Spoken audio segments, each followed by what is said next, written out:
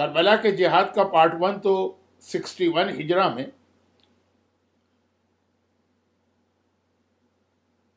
آقا سرکار سید الشہداء امام حسین علیہ الصلاۃ والسلام کی شہادت اور اہل حرم کی اسیری کے ساتھ ہوا. لیکن اس کا پارٹ 2 وہ ہے جسے ہم اور آپ عاشورے کے دن یہ کہہ کے یاد کرتے ہیں کہ وَجَعَلْنَا وَإِيَّاكُم مِّنَ الطَّالِبِينَ بِثَارِهِ مَعَ وَلِيِّهِ الْإِمَامِ الْمَهْدِيِّ مِنْ آلِ محمد علیہ السلام، کہ اللہ ہمیں امام زمانہ کی آرمی میں شامل کرے. اور یہ پارٹ 2 اس وقت ہوگا کہ جب ظہور امام زمانہ ہوگا. اگرچہ ظہور امام زمانہ از اے سیکرٹ آف اللہ، ایک بھید ہے، ایک راز ہے جو کسی کے علم میں نہیں ہے، لیکن ہمیں اور آپ کو مینٹلی پریپیئر کرنے کے لیے اور فزیکلی بھی پریپیئر کرنے کے لیے احادیث میں بہت ساری اس کی سائنس بیان کی گئی. اور جس وقت ہم ان سائنس آف ظہور پر غور کرتے ہیں تو قرآن کریم کی وہ آیت جس کی ابھی میں نے تلاوت اپنے خطبے میں کی، دل کہتا ہے کہ شاید بس اس کا ٹائم قریب آ گیا. آیت کا ترجمہ یہ ہے کہ انہم یرونہ بعیدا. یہ کافر، انکار کرنے والے، منع کرنے والے یہ سمجھ رہے ہیں کہ ابھی اس بات کو بہت ٹائم باقی ہے، بعید، بہت دور ہے. لیکن خدا کہہ رہا ہے وَنَرَاهُ قَرِيبًا. اللہ سبحانہ و تعالی اپنے لیے کہہ رہا ہے کہ ہم دیکھ رہے ہیں کہ یہ بہت قریب ہے. اور سائنس آف ظہور سے تو ہمیں یہ آئیڈیا ہو رہا ہے کہ ظہور بہت قریب ہے، لیکن دعا تو ہماری ہر لمحے، ہر منٹ، ہر سیکنڈ، ہر اوکیزن پر یہی. رات کو سوتے ہیں تو یہ دعا کر کے سوتے ہیں کہ بس اب ظہور ہو جائے. صبح اٹھتے ہیں تو شاید یہ خیال کر کے ہم اپنی نیند سے اور بستر سے اٹھتے ہیں کہ ظہور ہو گیا ہے، اس لیے ہماری آنکھ کھل گئی. ہر لمحے، ہر سیکنڈ مومن کو ظہور کے لیے تیار رہنا. لیکن جیسا کہ میں کل رات کی مجلس میں یہ بیان کر رہا تھا کہ سائنس آف ظہور سب ایک کیٹیگری کی نہیں ہے. الگ الگ قسموں کی سائن ہیں، کچھ کنفرم ہیں، کچھ کنڈیشنل ہیں، کچھ بہت ویک ہیں. اور سائن آف ظہور کو سمجھنا،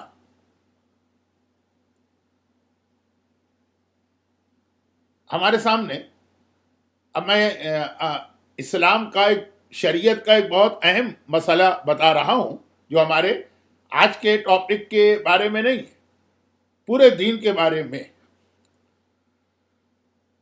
جب کوئی حدیث ہمارے پاس آتی، کوئی بھی حدیث، تو اس میں ہمیں 2 چیزیں اس کو چیک کرنا ہوتا ہے. نمبر 1، یہ حدیث اتھینٹک ہے کہ نہیں، جس کے لیے ہم اس کے نیریٹر اور راویوں کو چیک کرتے ہیں. اچھا، یہ کام اتنا آسان نہیں ہے، یہ ہر آدمی نہیں کر سکتا، یہ ہر عالم کے لیے بھی پاسبل نہیں. یہ مجتہد اور مراجع کا کام ہوتا ہے.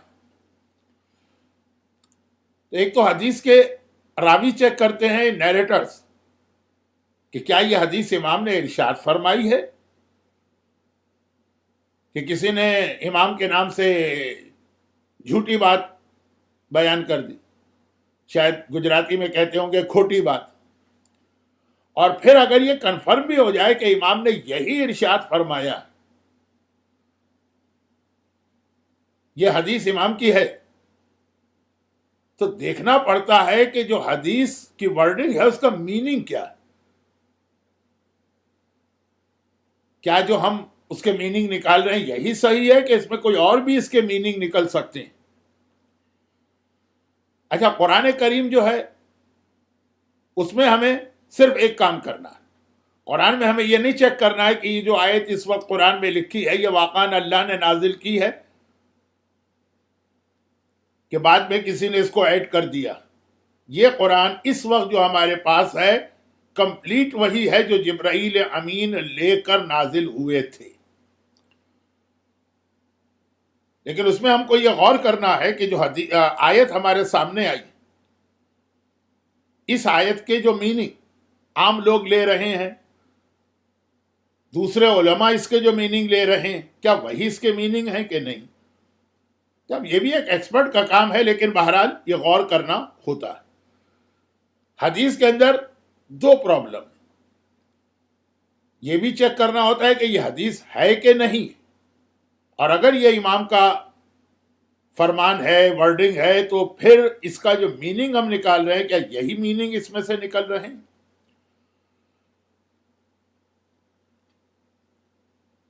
بہت سارے مجتہدین کے فتوے، مراجع کے فتوے اس لیے بھی الگ الگ ہو جاتے ہیں کہ حدیث دونوں کے پاس اتھینٹک ہے. کبھی کبھی تو دیکھیے اس لیے اختلاف ہو جاتا کہ ایک حدیث ہے ایک مرجع کے پاس اتھینٹک ہے، دوسرے کے پاس وہ حدیث اتھینٹک نہیں. اور کبھی ہے کہ دونوں کے پاس اتھینٹک ہے، لیکن مرجع اے کہتا ہے کہ اس کے میننگ یہ ہے، مرجع بی کہتا ہے کہ اس کے میننگ یہ. تو سندن و دلالتن، اب یہ بہت میں نے غلط بات اس وقت چھیڑ دی، یعنی ایک عام مجلس کا یہ سبجیکٹ ٹاپک نہیں ہونا چاہیے. ظہور کی جو حدیثیں، سائنس آف ظہور جو ہے اس کے اندر بھی یہ چیزیں ہم کو دیکھنا پڑتی. اچھا آپ دیکھیے ظہور امام زمانہ کی سب سے کنفرم سائن، بالکل اتھینٹک، جس میں کوئی شک نہیں ہے، کنفرم سائن ہے ظہور امام زمانہ کی. وہ کیا؟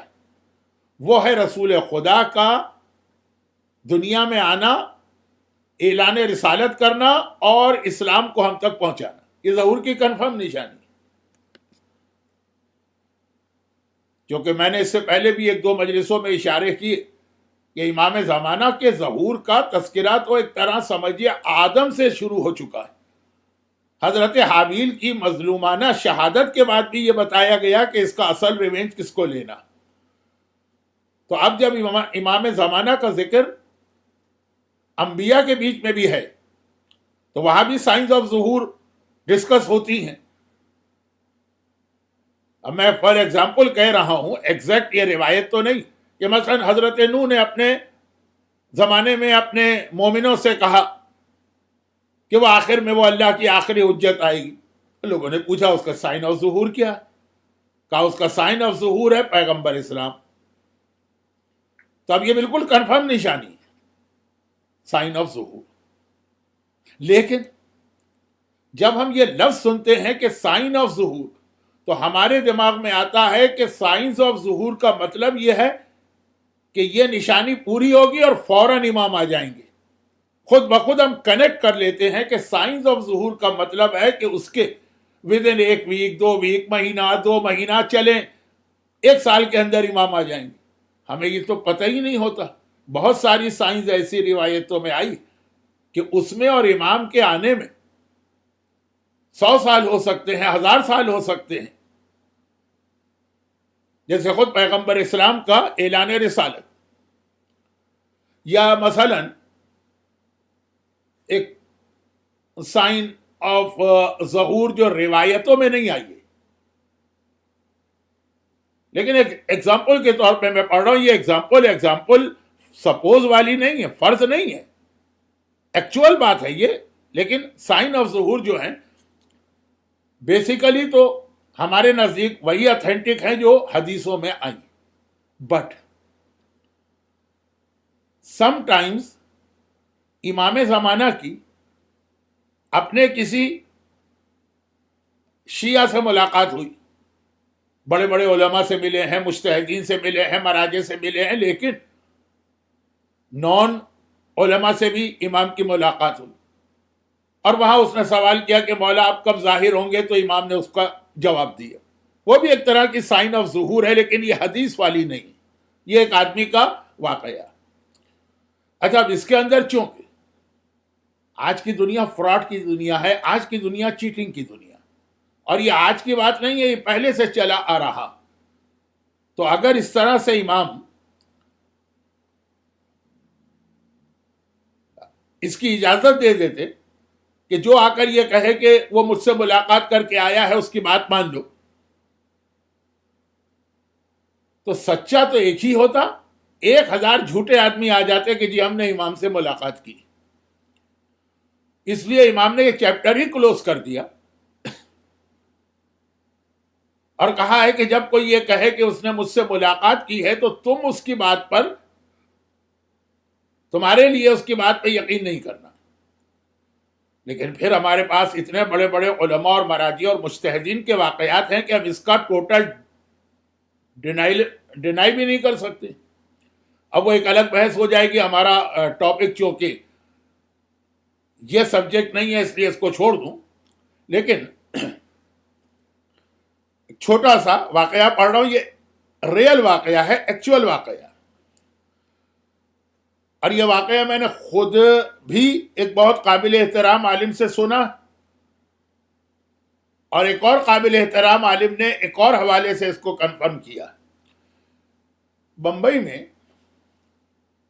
آپ کے یہاں سے تو قریب ہے، احمد آباد سے واکنگ ڈسٹینس تو نہیں ہے، لیکن بہرحال بمبئی، مجھے پتا ہے کہ آپ گجرات کے ہیں، بمبئی مہاراشٹر میں ہے، لیکن بمبئی میں ایک بہت ہی قابل احترام عالم گزرے تھے، شیخ صاحب، شیخ محمد حسن نجفی، جو بمبئی کے خواجہ کمیونٹی میں شیخ صاحب کہلاتے تھے. 1967 میں ان کا انتقال ہوا. مجھے یہ بھی پتا ہے کہ اصل میں ان کے والد بمبئی آئے تھے، اور اس کے بعد خود شیخ صاحب، اور ایک طویل عرصے تک بمبئی کی خواجہ کمیونٹی شیخ صاحب کی تقلید بھی کرتی تھی.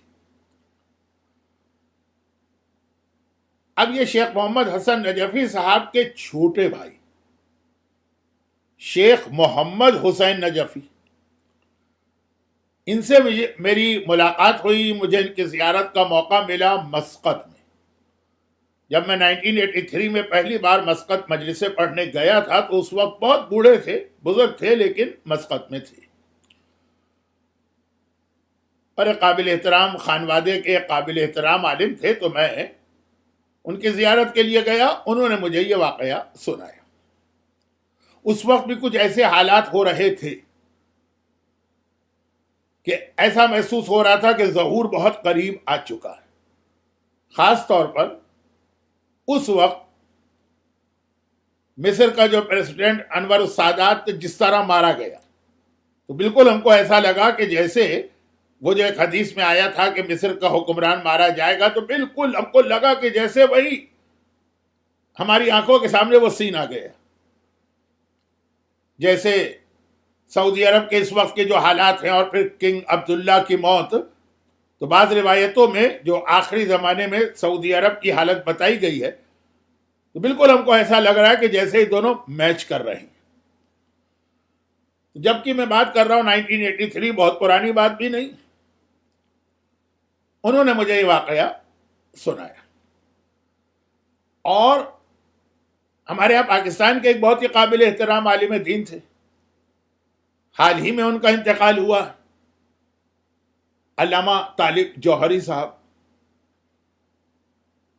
انہوں نے بھی ایک بار مجھے خود پرسنلی یہ بتایا کہ ہاں یہ تو بک بھی میری لائبریری میں موجود ہے جس میں یہ واقعہ لکھا ہے.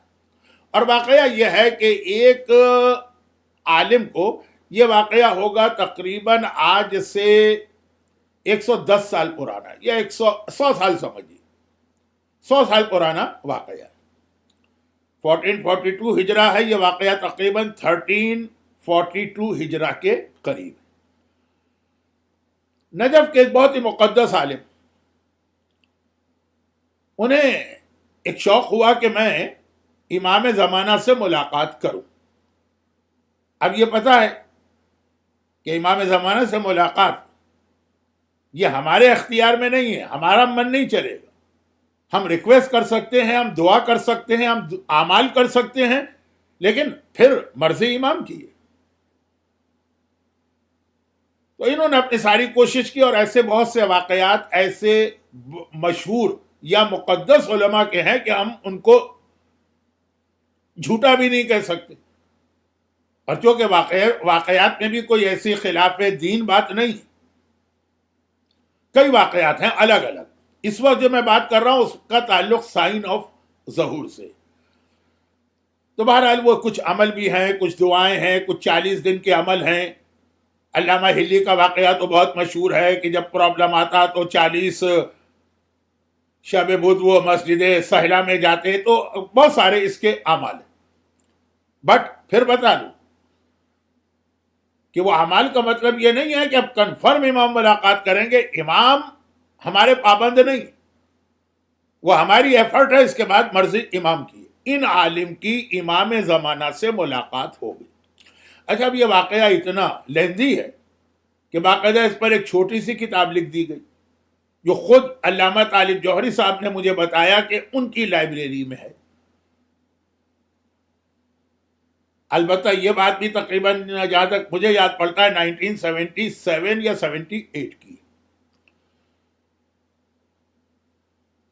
اب یہ عالم دین جن کا میں واقعہ بتا رہا ہوں وہ بہت کوئی فیمس مرجع یا مجتہد نہیں ہے، تو میں نام نہیں لیتا ہوں۔ ان کی امام زمانہ سے ملاقات ہوگی، اور انہوں نے امام زمانہ سے کئی سوال پوچھے۔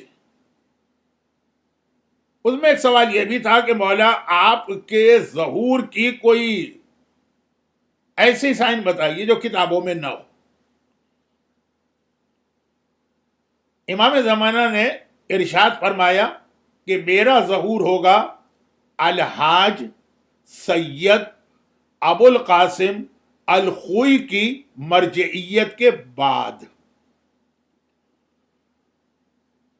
اور خیر، اس میٹنگ میں ان عالم نے اور کئی سوال کیے اور میٹنگ ختم ہو گئی۔ یہ نجف کے نہیں تھے۔ اب اس کے بعد جب یہ میٹنگ ختم ہو گئی تو یہ پھر نجف اشرف تشریف لائے، اور نجف میں انہوں نے تلاش کرنا شروع کیا کہ اس نام کا کون مرجع۔ پتہ چلا کہ اس نام کا تو کوئی مرجع نہیں۔ اس نام کا کون مجتہد ہے، مرجع سے ایک لیول نیچے۔ کہا کہ نہیں، اس وقت جتنے مجتہدین نجف میں ہیں اس نام کا تو کوئی نہیں۔ تو اب انہوں نے یہ انکوائری شروع کی کہ جو نجف میں اسٹوڈنٹس ہیں ریلیجس ایجوکیشن کے، ان میں اس نام کا کون ہے۔ اچھا، نجف کوئی بہت بڑا کاسموپولیٹین شہر نہیں ہے کہ نیو یارک کی طرح سے یا ایل اے کی طرح سے یا بمبئی کی طرح سے اس کی اتنی آبادی ہو کہ آپ کہیں کہ یہ تو امپاسبل ہے۔ اور جبکہ یہ بات ہے 100 سال پہلے کی، اس وقت تو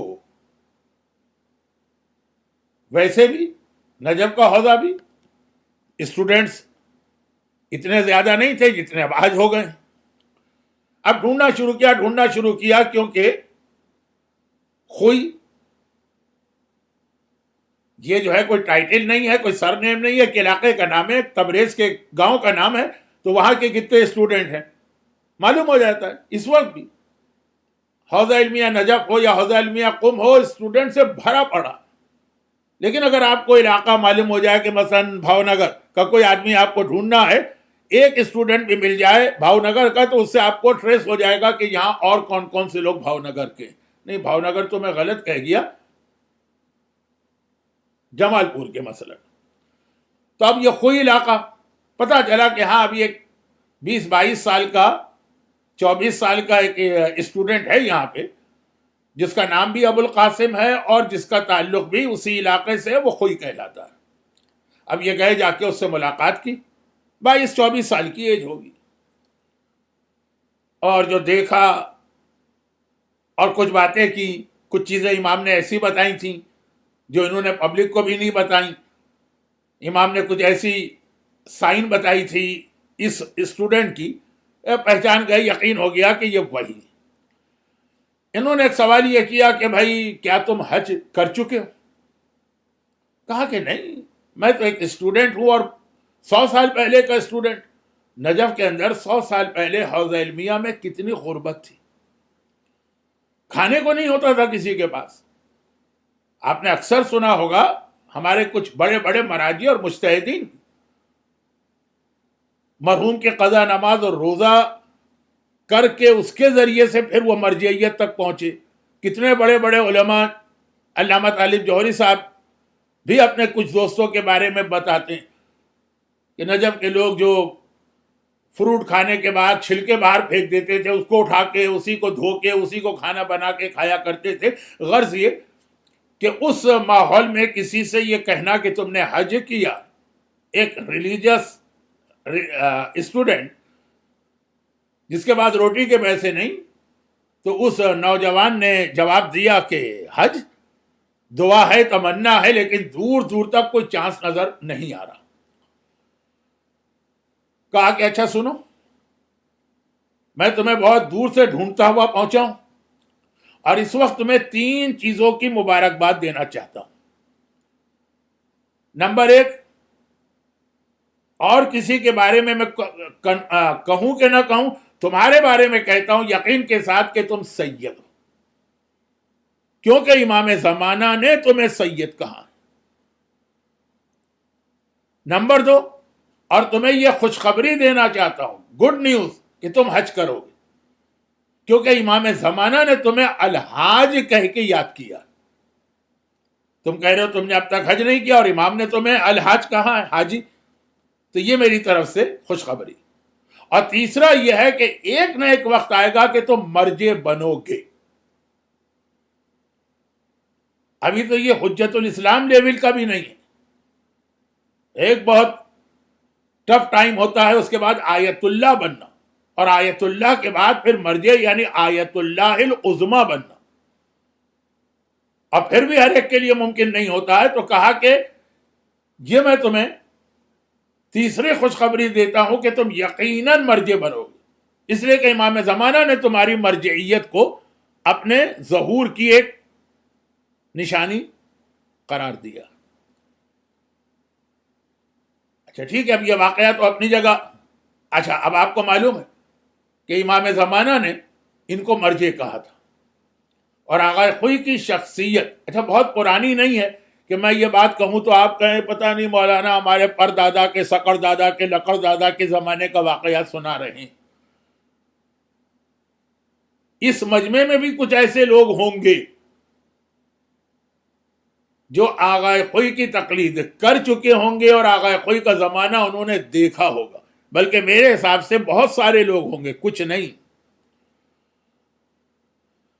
اب آغا خوئی مراجع تو شیعہ تاریخ میں بہت گزرے، اور غیبت امام زمانہ جب سے سٹارٹ ہوئی آج تک مرجعیت ہمارے ہاں بالکل کنٹینیو ہوئی، بیچ میں کوئی گیپ نہیں آیا. مگر آغا خوئی کی مرجعیت ایک یونیک قسم کی مرجعیت بن گئی، ان معنوں میں کہ آج بھی عراق میں اور ایران میں بھی کافی حد تک کسی مجتہد کا یا کسی عالم کا جب وہ کوئی یہ بتانا چاہے کہ میں نے علم دین حاصل کیا ہے، فخر کے ساتھ ایک جملہ کہتے ہیں کہ میں آغا خوئی سے پڑھا ہوا ہوں. اب جیسے دنیاوی تعلیم کے اعتبار سے انگلینڈ کی 2 یونیورسٹیاں بہت مشہور ہیں، میں آکسفورڈ یا کیمبرج. ڈگریاں سب جگہ ایک جیسی ملتی ہوں گی، لیکن اگر کوئی آکسفورڈ یا کیمبرج سے وہی ڈگری لے کے آیا، وہ فخر کے ساتھ کہے گا کہ میں کیمبرج کا اسٹوڈنٹ ہوں، میں نے آکسفورڈ سے ڈگری لی. امریکہ میں بھی ہارورڈ اور برکلے تو ہمارے یہاں انڈیا پاکستان میں بہت مشہور ہیں، ییل یونیورسٹی ہے، اور بھی ہوں گی. تو یونیورسٹیاں تو ہزاروں ہوں گی، مگر 2-3 یونیورسٹیاں ایسی ہوں گی کہ جو وہاں کا اسٹوڈنٹ ہو یہ ایک بڑی اس کے لیے پریسٹیجیس چیز ہوگی. اور پبلک کے لیے بھی یہ اسٹیٹس اس وقت آغا خوئی کا ہے.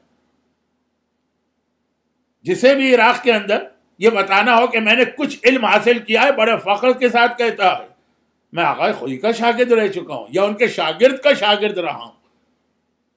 اور یہی ایران کے اندر بھی ایک بڑی تعداد نظر آئے گی، ایک آئیکن بن گئے ہیں مرجعیت کے. لیکن امام زمانہ نے فرمایا میرا ظہور ان کے بعد ہوگا.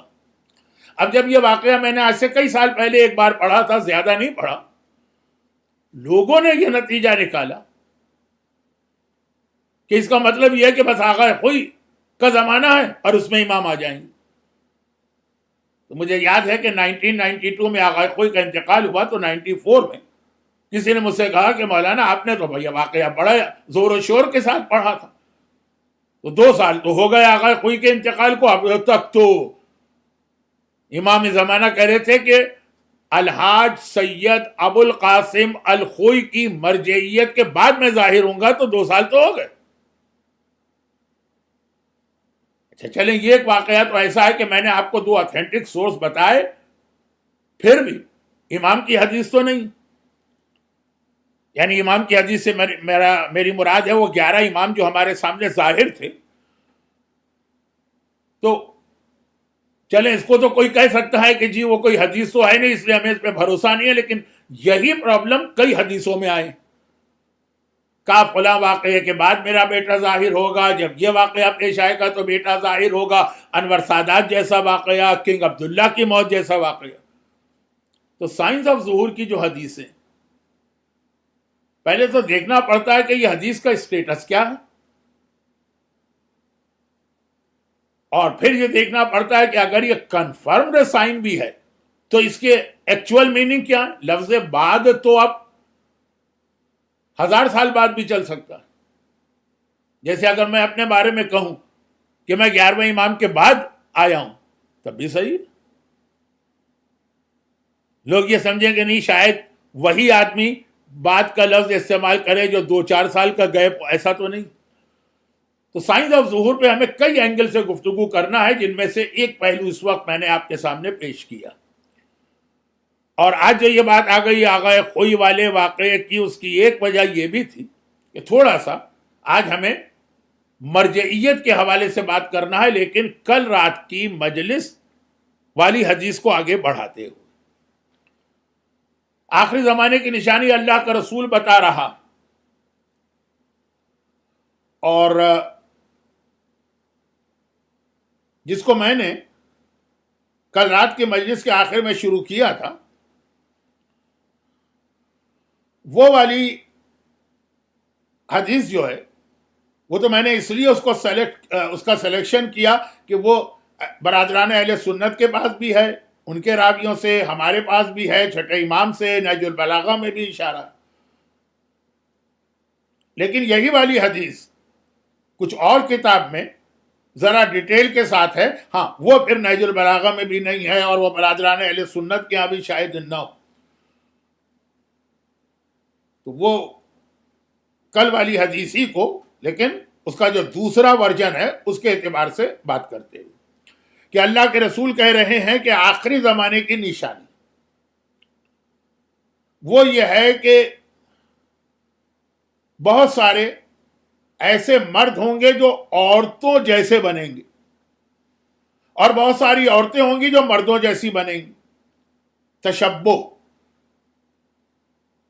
اور اللہ کی لعنت ان مردوں پر بھی ہو، اللہ کی لعنت ان عورتوں پر بھی ہو. اور آخری زمانے میں ایسی عورتیں ظاہر ہوں گی، کاشفات ناریات، ان کے جو لباس پہنے ہوں گی لیکن ان کا سارا جسم نظر آ رہا ہوگا.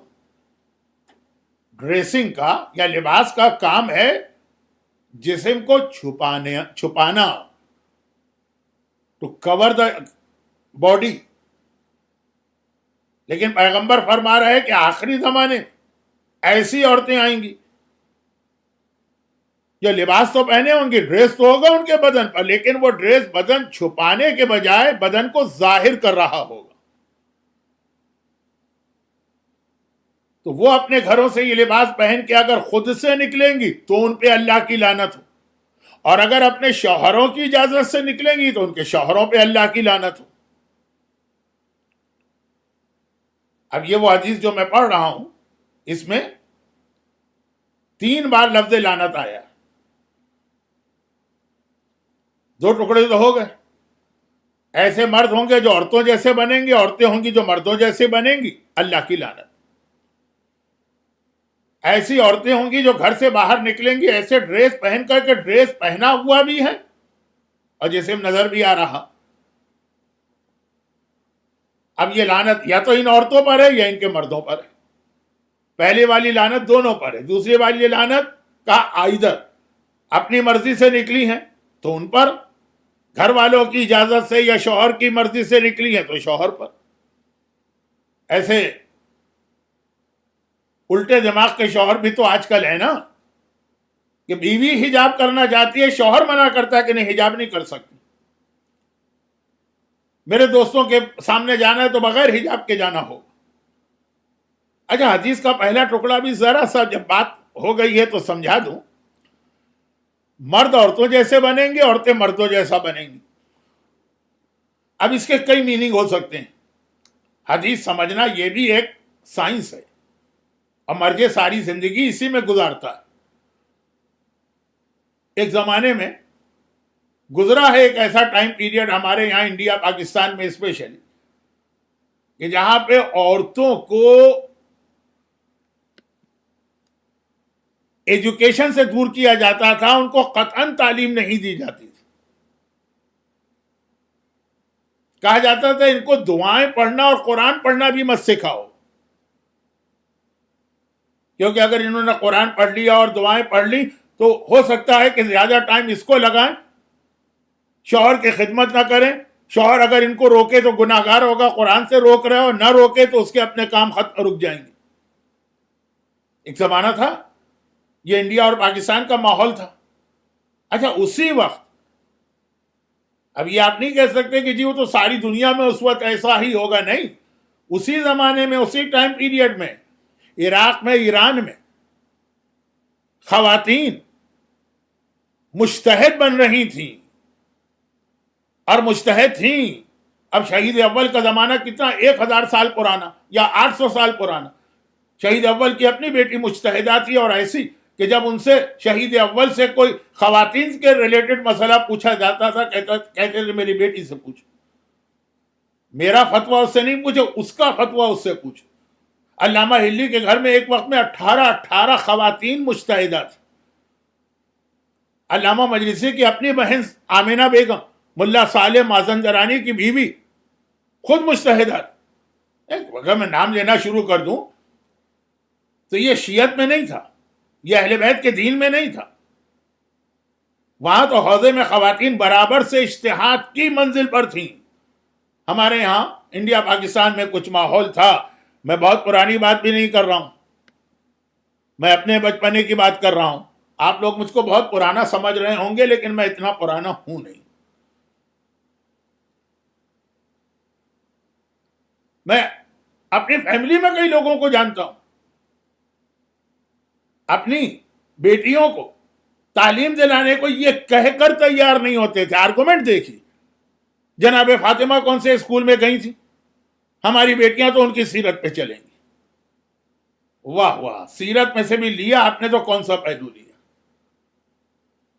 جس کی اپنی بیٹی عالمہ غیر معلمہ ہو، جس کو ضرورت ہی نہ ہو کسی ٹیچر کے پاس جانے کی، اور اس کی مثال ہم دے دیں اپنی بچیوں سے.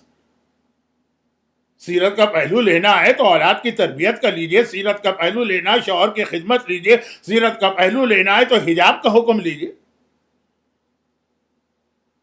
خیر، ذرا سا مجلس کا جو ٹریک تھا وہ چینج ہو رہا ہے، میں واپس آتا ہوں. کہا جی وہ مردوں کو تعلیم حاصل کرنا ہے، عورتوں کو تعلیم نہیں حاصل کرنا ہے. آخری زمانے میں عورتیں پڑھنے لگیں گی، یہ وہ بنیں گی مردوں جیسی. غلط. جاب یا بزنس کا عورت کو نہیں کرنا چاہیے. اچھا، اسلام کی پہلی عورت خدیجہ طاہرہ اپنے زمانے کی بہترین بزنس وومن. خیر، عورت کو نہیں کرنا چاہیے. آخری زمانے میں عورتیں گھر سے نکل کے جاب بھی کریں گی، پروفیشنل بھی بن جائیں گی، اور بزنس بھی کریں گی. یہ ان پہ اللہ کے رسول نے لعنت بھیجی. تو کوئی حرام کام نہیں. اسلامی معاشرے میں ایک طویل عرصے تک، سعودی عرب میں تو بہت ہی ریسنٹ پاس تک، عورت گاڑی نہیں چلا سکتی. کہ یہ مردوں کا کام ہے، جی دیکھیے وہ عورت گاڑی چلا رہی ہے، یہ رسول اللہ نے کہا کہ آخری زمانے کی عورتیں مردوں جیسی بنیں گی۔ یہ ساری چیزیں اسلام میں جائز بھی ہیں اور پہلے سے چلی بھی آ رہی ہیں، رائج بھی تھی۔ یہ ہمارے انڈیا پاکستان میں جو بہت سارا ہندو کلچر کا انفلوئنس، سوری ٹو سے، بات سادات گھرانوں میں بھی آ گیا۔ کلچر تو اسی طرح آتا ہے نا، اس کے نتیجے میں اکثر اس حدیث کا اپنے الفاظ میں انٹرپریٹیشن کرتا ہوں۔ ہاں کہ یہ جو پیغمبر نے کہا مرد عورتوں جیسے اور عورتیں مردوں جیسے بنیں گی، مرد کے چہرے پہ اللہ نے داڑھی پیدا کی ہے، عورت کے چہرے پہ نہیں پیدا کی ہے۔ اگر مرد داڑھی کو شیو کرتا ہے تو وہ عورتوں جیسا بن رہا، اور عورت کے سر پہ اللہ نے حجاب کی شکل میں ایک چادر رکھی ہے، مرد کا حجاب ہے مگر وہ اس چادر ٹائپ کا نہیں ہے۔ عورتیں یہ اپنا سر کی چادر والا حجاب اتار پھینکیں گی تو مرد داڑیاں شیو کر کے عورتوں جیسے بنیں گے، عورتیں اپنا حجاب اتار پھینکیں گی اور مردوں جیسے بنیں گی۔ ان پہ اللہ کی لعنت۔ اور یہ بات صحیح بھی، یعنی اگر یہ والی حدیث نہ بھی ہوتی ہمارے پاس جو آخری زمانے کی ہے، تب بھی داڑھی شیو کرنے والے پہ اللہ کی لعنت ہے کہ نہیں؟ بے حجاب گھومنے والی عورت پہ اللہ کی لعنت ہے کہ نہیں؟ اور پھر دوسری حدیث تو بہت واضح کہ لباس ہوگا اور ایسا لباس ہوگا کہ جسم چھپے گا کم، ایکسپوز زیادہ ہوگا۔ بعض اوقات تو ایسے بےہودہ ڈریسنگ ہوتے ہیں کہ شاید، اب دیکھیے میرے جملے کو پکڑیے گا نہیں، کہ شاید بالکل کپڑے نہ پہنے تو اتنا عجیب نہ لگے جتنا اس قسم کے کپڑے میں انسان کو ایک ٹیمپٹیشن سی آتی ہے۔ لیکن خیر، میں تو یہ تو حدیث پوری کرنے کے لیے باتیں میں نے دوہرا دی۔ اگر راضی ہیں گھر والے تو ان پہ لعنت۔ اچھا، لعنت آپ تو یہ لفظ آج کل بار بار سن رہے ہیں، اس لیے میں اس کی ڈیٹیل میں نہیں جا رہا ہوں کہ لعنت از ناٹ اے گالی، کوئی کرسنگ نہیں، کوئی گالی نہیں ہے۔ لعنت کا مطلب یہ ہے کہ اس پر اللہ کی رحمت نہیں ہوگی۔ اب بات سمجھ میں بھی آ جاتی، جو اللہ کا حکم توڑ کے جا رہا ہو، جو اللہ کی مخالفت کر کے جا رہا ہو، اس پہ اللہ کی رحمت کیسے؟ اور پھر آخری زمانے میں حلال خدا کو حرام، حرام خدا کو حلال اپنی خواہش سے کریں گے، شراب کو حلال کر دیں گے۔ شراب ہر دور میں پی گئی، کون سا زمانہ ایسا ہے جب مسلمان شراب سے محفوظ رہے تھے؟ مسجد النبوی تک میں شراب پی گئی تھی پیغمبر کے بعد، جب یزید کی آرمی نے اٹیک کیا تھا۔ لیکن فرق ہے، شراب پینا الگ ہے، پہلے شراب کو حلال کرنا یہ جائز چیز۔ پیغمبر نے کہا دو حدیثیں، ایک میں ہے کہ ڈرنک کے نام پر، ایک میں ہے دوا کے نام پر۔ ہم اپنے بچپنے میں سنا کرتے تھے کہ جی بچے کو ونٹر میں برانڈی پلایا کرو، اس سے اس کا سینہ بہت مضبوط ہوتا۔ اس کا سینہ مضبوط کر رہے ہیں اور اس کا ایمان کمزور کر رہے ہیں۔ سود، بیاج آخری زمانے میں لیا جائے گا، دیا جائے گا، ہر دور میں لیا دیا گیا۔ آخری زمانے میں پہلے اس کو حلال کریں گے پروفٹ کے نام پر۔ ایک صاحب کھڑے ہوں گے اور کہیں گے کہ مولانا اگر میرے پاس 1 ملین کا ایک مکان ہے اور میں اس کو کرائے پہ چڑھاؤں اور رینٹ میرے پاسآئے، وہ حلال ہے؟ ہم نے کہا حلال ہے۔ کہا اب یہی 1 ملین بجائے مکان خریدنے کے ڈائریکٹ میں نے کسی کو کرائے پہ دے دیا کہ لے جاؤ 1 ملین اور منتھلی مجھے اتنا دیتے رہنا، یہ کیوں حرام ہو گیا؟ میرے پاس ٹائم نہیں ہے کیونکہ 40 منٹ ہو گئے مجلس کے، اور آج تو کربلا کے اس شہید کا تذکرہ ہے کہ جس کا غم کا بیان بھی بہت زیادہ لمبا ہوتا۔ اور کہا کہ آخری زمانے میں یہ گانا بجانا، ناٹ میوزک، میوزک نہیں، سنگنگ، آخری زمانے میں اس کو حلال کیا جائے گا انٹرٹینمنٹ کے نام پر۔ اور جب انٹرٹینمنٹ کے نام پہ حلال ہے تو بہت شوق کے ساتھ لوگ اس کے اندر انوالو ہوں گے۔ رشوت، برائبری، آخری زمانے میں اس کو حلال کیا جائے گا گفٹ کے نام پر۔ ہمارے یہاں پاکستان میں ایک ٹرم استعمال ہوتی ہے، کوئی آپ نے ایلیگل کام کرایا، سامنے والے کو پیسے دیے، کہ بچوں کی مٹھائی کے لیے۔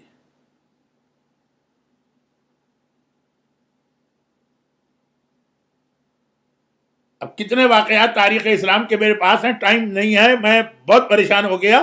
یہ حرام کو حلال کریں، بڑے بڑے حرام، یہ چاروں گناہ کبیرہ ہیں، یہ حلال ہو جائیں گے آخری زمانے میں. ہر آدمی، یعنی دوسرے الفاظ میں اس کا مطلب یہ ہے کہ آخری زمانے میں شریعت بچوں کا ایک کھیل بن کے رہ جائے گی. جس کا دل چاہے گا شریعت میں انٹرفیئر کرے گا. اسلام نے ایک سسٹم بنایا، وہ سسٹم جو جنگ صفین میں تھا، جب مولائے کائنات کے مقابلے میں معاویہ نے نیزوں پہ قرآن بلند کیے، تو وہ قرآن بھی کہاں تھے، خالی پتھر تھے، لیکن وہ کپڑا جو تھا وہ لگ رہا تھا اس کے اندر قرآن ہے. اور کہا کہ آؤ اس قرآن سے فیصلہ کریں. اور مولا کے لشکر میں کچھ لوگوں نے کہا بات تو بالکل صحیح. مولا کہتے رہے لیکن مجھے بھی تو دیکھو، انا القرآن و ناطق، بولتا قرآن ہوں، میں بھی تو قرآن ہوں اور بولتا قرآن ہوں، یہ تو خاموش قرآن ہے. ایک اسلام نے سسٹم بنایا نا کہ ایک بولتا قرآن ہے، وہ تمہیں بتائے گا کہ شریعت کیا. اور جب امام زمانہ غیبت میں گئے تو ان مراجع کو اپنا نائب بنا کے گئے کہ میں جا رہا ہوں تو تم کو ایسے ہی چھوڑ کے نہیں جا رہا ہوں، یہ تمہیں بتائیں گے دین کیا. لیکن آخری زمانے میں کیا ہوگا؟ جو پہلے زمانے میں ہوا کہ مولا کہتے رہے کہ قرآن ناطق موجود ہے، لوگوں نے کہا ہم نہیں مانیں گے بات. معاویہ صحیح کہہ رہا ہے کہ وہ جو کاغذ پہ لکھا ہوا قرآن ہے، آؤ اس سے فیصلہ کرائیں. اور آج بھی یہی ہوگا. گوگل کا سرچ انجن اٹھایا اور اس نے کہا ایک مرتبہ میں آیت ٹائپ کرتا ہوں، خود ہی فتویٰ دیتا ہوں. یہ بہت لمبی بات ہے جو اتنی چند منٹ میں پوری نہیں ہوگی، لیکن چونکہ مجھے منزل مصائب پر آنا. تو یہ جو ایک فراڈ آج کل کیا جا رہا، یا یہ کہ شریعت کو ایک کھلونا بنا لیا گیا، اللہ کا سب سے قیمتی دین جس کے لیے 1,24,000 انبیاء نے قربانی دی، جس کے لیے 12 اماموں نے قربانی دی، جس کے لیے معصومہ کونین سلام اللہ علیہا نے قربانی دی، آج ہر ایک کے ہاتھ میں آ گیا. جس کو چاہے حلال کرو، جس سے چاہے حرام کرو، جیسا چاہے آرگومنٹ کرو. اور اس کے پیچھے بھی بہرحال مقصد یہی ہے کہ اس طرح سے مرجے سے قوم کو کاٹ دینا. جب لیڈر اور قوم کے بیچ میں گیپ آ جائے نا، وہ قوم کبھی آگے نہیں بڑھتی. اور یہی وہ پلاننگ تھی جو کربلا میں کی گئی. کربلا بہت امپورٹنٹ انسٹیٹیوشن ہے جو ہمیں ہر قسم کے میسج دیتا. کربلا میں ایک میسج یہ بھی ملا، لشکر یزید بہت زیادہ پریشان تھا کہ ہم کل کربلا میں 30,000 کی فوج لے کر حسین سے جنگ کریں گے عاشور کے دن، مگر حسین کی فوج میں ایک سپاہی عباس ایسا کہ یہ اکیلا عباس ہمارے پورے لشکر کو شکست دے سکتا. جیسا کہ میں نے سیکنڈ مجلس میں عرض کیا تھا، فرسٹ آف محرم کی مجلس میں، ایک مسلم ابن عقیل نے سارے کوفے کی فوجوں کو شکست دے دی. تو یہ تو عباس ہیں جو مسلم سے بھی زیادہ بہادر ہے. تو یہ عباس سے بہت پریشان تھے کہ جب تک حسین کے لشکر میں عباس ہیں ہم نہیں جیت سکتے. اب ان کو یہ تو نہیں معلوم تھا نا کہ کل حسین عباس ہی پر پابندی لگا دیں گے کہ سب کو جنگ کرنا ہے، تمہیں نہیں کرنا. عباس کی تلوار سے ہی لوگ ڈر رہے ہیں. تو اب پلاننگ ہوئی کہ کسی طرح سے عباس کو حسین سے الگ کر دو. چنانچہ آپ کو معلوم ہے کہ صبح عاشور شمر نے آ کر ایک آفر کی اور ایک مرتبہ کہا کہ کہاں ہے میری بہن کی اولادیں. کوئی رشتہ نہیں عباس اور شمر کا، کیونکہ شمر کا تعلق اسی قبیلے سے ہے جس سے جناب ام البنین کا تعلق ہے. اور یہ ایک عربوں کا پرانا طریقہ تھا، اور آج بھی انڈیا پاکستان میں کئی جگہوں پہ ایک خاندان کے یا ایک کٹم کے یا ایک برادری کے لوگ سارے مرد جو ہیں وہ عورتوں کو بہن کہتے ہیں، بہنیں مردوں کو بھائی کہتی ہیں. اچھا، شمر کا ایکچوئل تعلق بھی نہیں تھا، کیونکہ یاد رکھیے کہ اسلام میں رشتہ بنتا ہے جب وہ بیٹا حلال زادہ، حلال کی اولاد نہ ہو تو کوئی رشتہ نہیں بنتا ہے. تو وہ تو پڑا ہوا پایا گیا، قبیلے والوں نے پالا، اسی میں رہا، تو کہلائے جانے لگا کہ یہ بھی اسی قبیلے کا. جیسے شیطان فرشتوں کے درمیان رہا تو گویا اس پر بھی ایک لیبل آ گیا کہ یہ اس کو بھی فرشتہ ہی سمجھ لو. اب آ کے کہتا ہے کہ میری بہن کے بیٹے کہاں؟ عباس تو اس بے حیا سے بات ہی نہیں کرنا چاہتے. آقا حسین نے بھیجا کہ جاؤ. وہ رشتہ داری کے نام پہ آ رہا ہے تو رشتہ داری کا اتنا کم از کم احترام کر لو کہ اس کی بات سن لو. جھوٹا رشتہ بنا کے آیا تو احترام کر لو. ہم اپنے سگے اور حقیقی اور جو ریئل رشتہ ہے اس کا کوئی احترام نہیں کرتے. عباس گئے تو آپ کو پتا ہے کہ اس نے کہا کہ میں تمہارے لیے ابن زیاد کے پاس سے ایک امان نامہ لے کر آیا ہوں. تمہاری جان مال عزت کسی کو خطرہ نہیں ہے, تمہیں کوئی نقصان نہیں ہوگا, تم چلے جاؤ. اور عباس نے کہا میرا آقا حسین؟ کہا نہیں, حسین کو تو نہیں چھوڑے. عباس نے کہا تف ہے تیرے امان نامے پر. واپس آ گئے. لیکن یہ کیا, شمر کو کون سی ایسی محبت یا ہمدردی عباس علمدار سے تھی؟ یہ تھا عباس کو حسین سے الگ کرنا, لیڈر کو اور قوم کو الگ کرنا.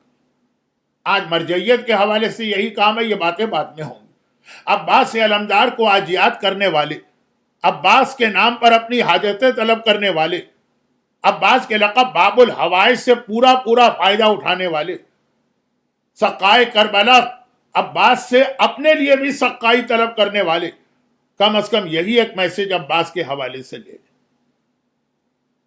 میدان کربلا کے ایک عجیب سپاہی کا نام عباس. علی کی دعا ہے, بڑی دعائیں کر کے علی نے عباس کو اللہ سے مانگا ہے. مانگنے والا علی جیسا ہو, دینے والا اللہ ہو, دعا علی کی دعا.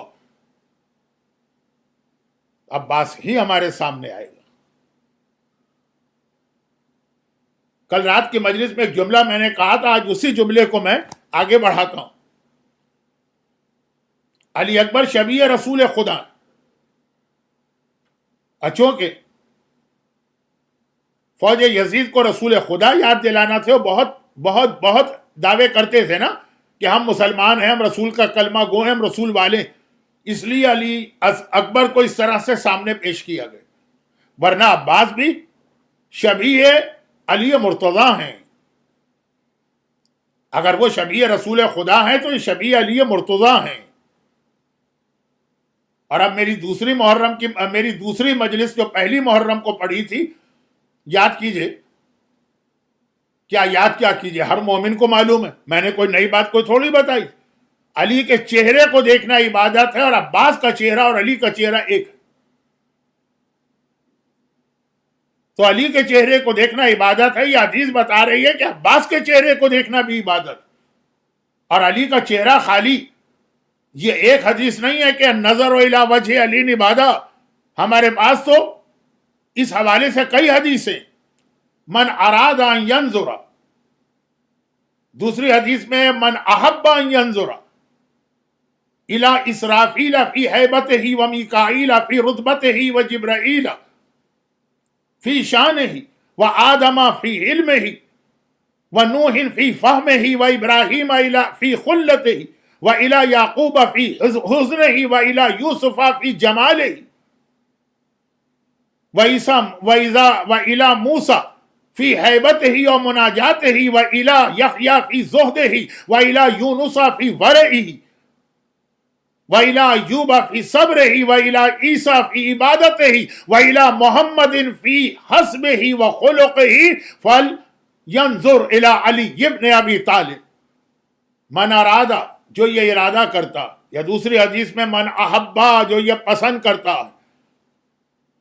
کہ وہ اسرافیل کو ان کی ہیبت کے ساتھ دیکھے, اور میکائیل کو ان کے رتبے کے ساتھ دیکھے, اور جبرائیل کو ان کی شان کے ساتھ دیکھے, اور آدم جنہیں اللہ نے ملائکہ کے مقابلے میں علم دیا, آدم کو علم کے ساتھ دیکھے, نوح کو ان کے فہم کے ساتھ دیکھے, ابراہیم کو ان کی خلت کے ساتھ دیکھے, موسیٰ کو ان کی ہیبت و مناجات کے ساتھ دیکھے, یعقوب کو ان کے غم کے ساتھ دیکھے, یوسف کو ان کو حسن جمال کے ساتھ دیکھے, ایوب کو ان کے صبر کے ساتھ دیکھے, یحییٰ کو ان کے زہد کے ساتھ دیکھے, یونس کو ان کے تقوی کے ساتھ دیکھے, عیسیٰ کو ان کی عبادت کے ساتھ دیکھے, محمد کو ان کے خاندان اور ان کی سیرت کے ساتھ دیکھے. تو اسے چاہیے کہ وہ علی ابن ابی طالب کے چہرے پہ نگاہ ڈال دے. یہاں پہ 99 انبیاء کی خصوصیات ایک چہرے پہ جمع ہو گئی. مگر عباس شبیہ علی, یعنی عباس کا چہرہ بھی وہ ہے جہاں آپ کو اسرافیل کی ہیبت بھی ملے گی، جہاں میکائیل کا رتبہ بھی ملے گا، جہاں جبرائیل کی شان بھی ملے گی، جہاں پہ آدم کا علم بھی ملے گا۔ عباس کے چہرے پہ آپ کو نوح کا فہم بھی ملے گا، عباس کے چہرے پہ ابراہیم کی خلت بھی ملے گی، عباس کے چہرے پہ یعقوب کا غم بھی ملے گا، عباس کے چہرے پہ یوسف کی خوبصورتی اور جمال بھی ملے گی، عباس کے چہرے پہ موسیٰ کی مناجات بھی ملے گی، عباس کے چہرے پہ ایوب کا صبر بھی ملے گا، عباس کے چہرے پہ یحییٰ کا زہد بھی ملے گا، عباس کے چہرے پر یونس کا تقوی بھی ملے گا، عباس کے چہرے پہ عیسیٰ کی عبادت بھی ملے گی، عباس کے چہرے پہ محمد مصطفیٰ کا حسب و نسب و اخلاق و سیرت بھی ملے گی صلی اللہ علیہ وآلہ وسلم۔ کسی معمولی شخصیت کا نام نہیں ہے عباس۔ اور میدان کربلا میں ایک مرحلہ وہ آتا جہاں علی کو دیکھنے والوں کو علی یاد آ گئے۔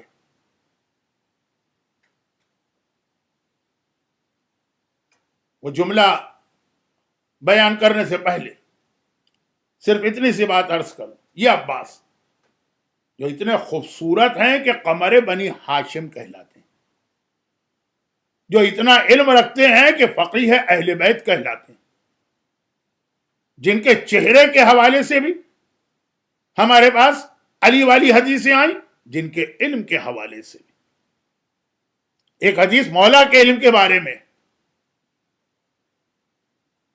زق رسول اللہ علما زق، جس طرح پرندہ اپنے بچے کو دانا بھراتا ہے اس طرح رسول نے علی کو علم دیا۔ اور ٹھیک یہی حدیث انہی الفاظ کے ساتھ مولا عباس کے بارے میں، کہ علی نے عباس کو اس طرح سے علم دیا جیسے پرندہ اپنے بچے کو دانا بھراتا۔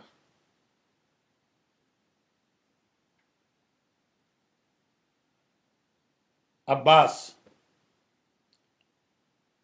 دنیا کی تاریخ کا ایسا جرنیل آپ کو کبھی نہ ملے گا جو 72 کی چھوٹی سی فوج کو 30,000 کے لشکر سے لڑائے اور پورا دن جنگ ہوتی رہے۔ 30,000 کے سامنے 72 ہیں کیا؟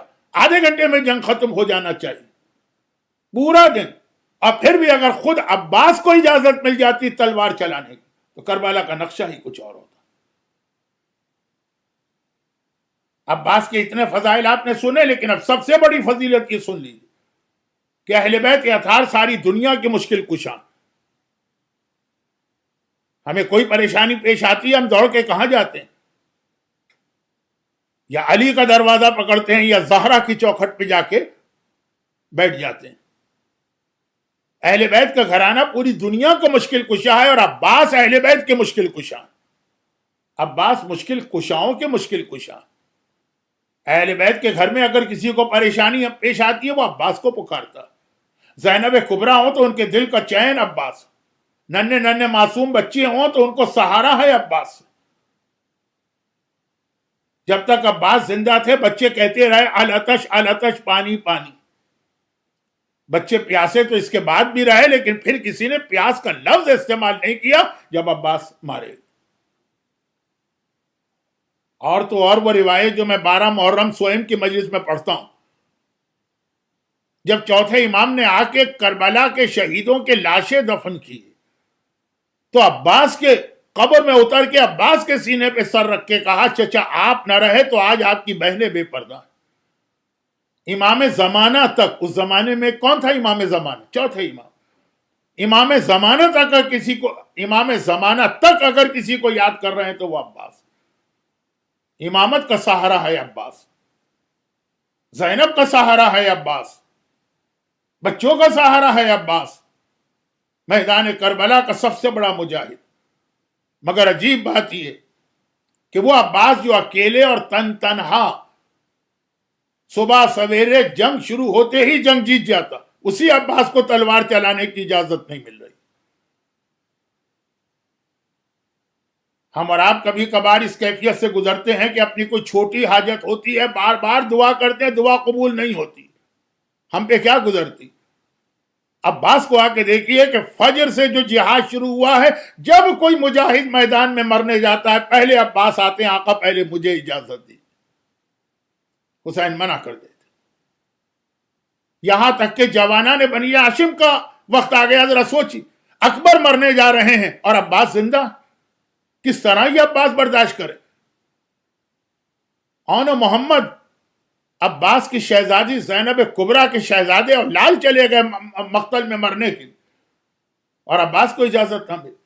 عباس کے آقا حسن کا یتیم قاسم ٹکڑے ٹکڑے بدن، عباس کو اجازت نہ ملی۔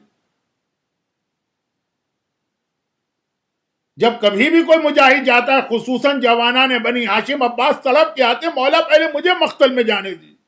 مولا اپنی گود کے پالوں کے لاشیں نہیں اٹھائی جاتے ہیں، سب عباس کی گود میں پلے۔ مولا اپنے شاگردوں کے لاشیں نہیں اٹھائی جاتے ہیں، سب کو عباس نے تلوار چلانا سکھائی۔ حسین کا ایک ہی جواب ہوتا ہے، عباس تم تو میرے لشکر کے علمدار ہو، میں علمدار کو کیسے بھیجوں؟ پھر ایک وہ وقت بھی آ گیا جب عباس نے آ کر کہا، مولا اب تو مجھے مرنے کی اجازت دے دیجئے، اور حسین کا جواب وہی تھا، تم میرے لشکر کے علمدار ہو، تمہیں کیسے اجازت دوں؟ لیکن اس وقت عباس خاموش نہ رہے، پلٹ کے ایک جملہ تو کہہ دیا کہ مولا آقا وہ لشکر رہا کہاں جس کا میں علمدار تھا؟ میرے سارے پیاسے سپاہی کوثر کے کنارے پہنچ کے میرا انتظار کر رہے۔ حسین نے کہا، نہیں عباس تم میرے بابا کی نشانی بھی ہو، میں تمہیں اجازت نہیں دے سکتا۔ اب جو میں نے ایک جملہ ابھی کہا تھا، اس جملے کو مکمل کرنے جا رہا ہوں۔ اب عباس پریشان، کیا کہہ کر آقا سے اجازت لوں؟ اہل بیت پوری دنیا کے مشکل کشاں ہیں، تو عباس اہل بیت کی مشکل کشاں، اور جب خود عباس پریشان تو عباس کا مشکل کشا کون ہے؟ ننھی سکینہ۔ پریشانی کے عالم میں عباس خیمے میں آئے، سکینہ چچا کے پاس آئی، چچا یہ سارے چھوٹے چھوٹے بچے پیاس سے بلک رہے ہیں، سب میرے پاس آ کے کہتے ہیں تم مشکل کشا علی کی پوتی ہو، کہیں سے پانی کا انتظام کر دو۔ چچا میں نے ان سے وعدہ کر لیا، اور یہ وعدہ میں نے تیرے بھروسے کیا۔ چچا کیا تو کہیں سے پانی نہیں لا سکتا؟ عباس کی تو مشکل کشائی ہو گئی، مسئلہ حل ہو گیا۔ ایک مرتبہ کہا کہ بیٹی سکینہ تیرا چچا تیرا وعدہ پورا کرے، لیکن کیا کروں، آقا اجازت نہیں دے رہے ہیں۔ سکینہ نے سنا، کہا چچا اتنی سی بات، آج تک بابا نے میری کوئی بات نہیں ٹالی ہے، آئیے میں آپ کی سفارش کرتی ہوں۔ ایک مرتبہ عباس گود میں سکینہ کو لے کے حسین کے خیمے میں جاتے ہیں۔ حسین نے یہ منظر دیکھا، عباس کو کچھ کہنا نہ پڑا، حسین امام ہیں، امام وقت ہیں، امام معصوم ہیں۔ یہ منظر دیکھتے ہی سمجھ گئے کہ عباس میں سمجھ گیا سکینہ کو لے کے کیوں آ رہے ہو، جاؤ اب میں تمہیں نہیں روکوں گا، لیکن سکینہ بیٹی ابھی تو چچا کی سفارش کر رہی ہے، بعد میں یہی چچا بہت یاد آئے گا جب رخسار پہ تماچے لگ رہے ہوں گے، جب بدن پہ کوڑے پڑ رہے ہوں گے، اسی چچا کو یاد کر رہی ہو۔